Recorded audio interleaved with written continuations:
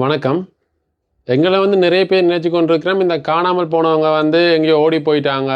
இல்லன்னு சொன்னா அங்கேயோ சரி தலைமறைவாயிருக்கிறாங்கன்னு சொல்லிட்டு. ஆனா, அது உண்மை இல்ல. உண்மைத்தன்மை என்னன்னா, அதில நிறைய பேர் ஏதாவது பாழடைஞ்ச கிணத்துக்குள்ளேயோ, இல்லைன்னு சொன்னா பாழடைஞ்ச பட்டியலுக்குள்ளேயோ சடலமா கிடக்கலாம்.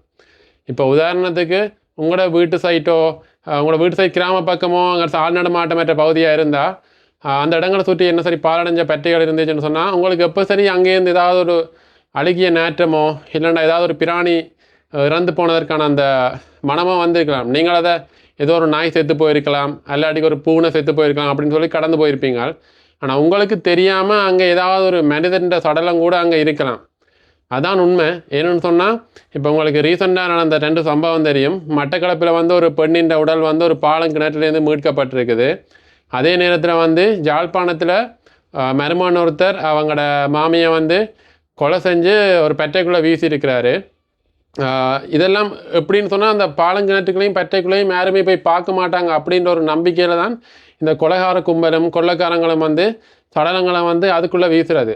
ஆனால் நாங்கள் காணாமல் போயிட்டாரு அப்படின்னு சொல்லிட்டு ஏதாவது ஒரு தகவல் வந்தோடனே அது சமூக வலைதளங்களில் ரெண்டிங்காக போய்கொண்டிருக்கும் போது நிறைய பேர் அதுக்கு கீழே பண்ணுற கொமெண்ட் என்னென்னு சொன்னால், இவங்க யாரோட சரி ஓடி போயிருப்பாங்க, கல்யாண வயசு இல்லைன்னா கள்ளக்காதலன் இருப்பாங்க, அப்படி தான் சொல்கிறோம் நாங்கள்.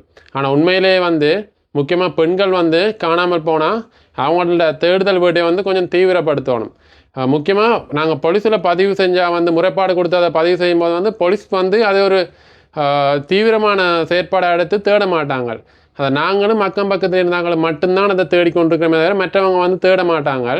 ஆனால் உண்மையில் இந்த மாதிரி விஷயங்களை நாங்கள் தேடுதலை தீவிரப்படுத்தணும். ஏன்னு சொன்னால், பெண்கள் சிறுமிகள் கடத்தப்படுறதுன்ற முக்கிய நோக்கம் முதலாவது நோக்கம் பாலியல் தேவை. அதான் மெயின். அதுக்கு அடுத்தது தான் இந்த நகைகளை திருடுறது, பணத்தை திருடுறது. அதால் இனிமேலும் யார் சரி காணாமல் போனால் இந்த மாதிரி தவறான கமெண்ட் பண்ணுறதை விட்டுட்டு ஓடி போயிருப்பாங்க, கள்ளக்காரனோட ஓடி போயிருப்பாங்க அப்படின்ட்டு தவறான கமெண்ட் பண்ணுறதை விட்டுட்டு, எங்களோட வீட்லேயும் பெண் பிள்ளைகள் இருக்குது அப்படின்ற ஒரு விஷயம் நமக்கு தெரிஞ்சால் மற்ற பெண் பிள்ளைகளையும் எங்களோட ஒரு வீட்டு பெண் பிள்ளை மாதிரி பார்த்தா நாங்கள் இந்த மாதிரி ஒரு கமெண்ட் பண்ண மாட்டோம். அதில் அந்த விஷயத்தை நாங்கள் கொஞ்சம் சிந்தித்து செயற்படணும். அதுக்காக தான் இந்த பதிவு. நன்றி.